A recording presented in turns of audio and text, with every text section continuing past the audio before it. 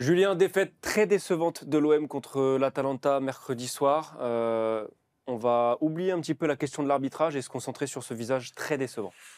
On va être obligé d'en parler de l'arbitrage, mais le problème ce mercredi soir, c'est qu'on se demande même si le jeu de l'OM n'a pas été pire que l'arbitrage. Parce que dans les intentions, dans l'intensité, dans l'engagement, dans la qualité technique, la prestation de l'OM a été tout simplement indigente. Ça faisait très longtemps, je pense, qu'on Ouais. n'avait pas vu une prestation olympienne aussi mauvaise dans son ensemble en Ligue des Champions. Et c'est d'autant plus frustrant qu'on a, il y a encore un mois, on a vanté certains matchs, certaines prestations, y compris face au Real Madrid notamment. Il y a eu cette victoire face à l'Ajax où vraiment on avait l'impression qu'une machine était lancée, qu'il y avait quelque chose, qu'il y avait du fond, qu'il y avait du travail. Et là, on a même plus l'impression que l'OM part de zéro, on a l'impression que l'OM part de beaucoup plus loin que ça, Ouais. parce qu'il n'y a vraiment rien à retenir de cette prestation-là. Ouais, il y a vraiment quelque chose qui s'est cassé sur cette semaine noire contre le Sporting et ensuite contre Lens. Comme tu le disais, on vantait cet OM qui nous avait peut-être jamais semblé aussi fort sous des Zerbi. Là, on ne le reconnaît pas. Alors oui, il y a des absences. Il y a 8, 9 blessés, des joueurs majeurs qui ne sont pas là. Des Zerbi l'a rappelé, Aguerd l'a rappelé après la rencontre aussi. Mais ça ne suffit pas à expliquer ça. Euh, Tout comme les faits de jeu ne le suffisent pas.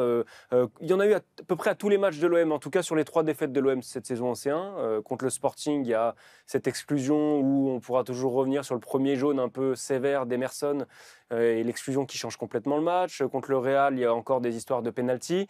Mais à chaque fois, dans ces rencontres-là, on est sorti en se disant l'OM a montré quelque chose quand même qui est très intéressant pour la suite. Là, c'est le néant. C'est le néant. Il y a une entame de match, 20-30 premières minutes qui sont absolument catastrophiques. Et derrière, c'est moins pire, mais c'est pas mieux. Enfin, c'est difficile de ressortir du positif. Il y a quelques fulgurances individuelles, peut-être une, celle de Mason Greenwood dans Qui a sa été le globalité, seul joueur à peu près existé. qui a donné l'impression d'avoir eu envie de jouer. Mais alors pour le reste, qu'est-ce qu'on retient de ça? Et j'englobe Roberto De Zerbi aussi, j'englobe son immobilisme tactique, je vais dire. Il n'y a à aucun moment où on se dit tiens, il va peut-être faire un changement de système, mettre un milieu supplémentaire, parce qu'on voyait que pour ressortir les ballons, c'était compliqué. Ouais, j'arrive pas trop à comprendre ce qui s'est passé au Vélodrome ce mercredi. Moi, ce que je trouve, tu parlais de Zerbi, ce que je trouve particulièrement inquiétant, c'est que on a souvent dit que l'OM avait du caractère, parfois trop, l'OM était parfois excessif à l'image de Ouais, son entraîneur. Là, j'ai l'impression qu'il y a ah là, c'était plat, quoi. un écart colossal entre le caractère de Zerbi et ce que l'OM a montré au Vélodrome face à l'Atalanta. Quand on va reparler de la première période parce que c'était vraiment criant, mais dans les intentions, dans la distance que les joueurs avaient Ouais. par rapport à leur vis-à-vis bergamasque, dans l'intensité, dans le premier geste, la première touche de balle, vraiment, on a senti un OM complètement amorphe. Alors, oui, il y a de la fatigue, oui, il y a des absents. Pour autant, le 11 qui est aligné, Il il est reste loin, compétitif, il est hein. compétitif. Il y a beaucoup de recrues, il y a des joueurs qui ont été plutôt satisfaisants en début de saison. Là, vraiment, je suis très, très inquiet pour l'Olympique de Marseille. Arthur, l'OM a perdu face à l'Atalanta. L'OM a perdu, encore une fois, dans des circonstances un petit peu particulières, avec un arbitrage un petit peu particulier lui aussi. Ouais, alors, je commence quand même par rappeler 2 choses. Un, l'OM a livré une prestation catastrophique. 2, la décision peut-être la plus scandaleuse de la soirée, selon moi, c'est le but refusé à l'Atalanta de Lookman pour un hors-jeu passif je vais même pas essayer d'écorcher son nom, de l'autre attaquant de l'Atalanta, qui pour moi est absolument inexistant puisqu'il ne fait pas action de jeu. Je refais cette parenthèse pour dire que oui, il y a des faits de jeu, et oui, l'OM a raison d'enrager mercredi après sa défaite.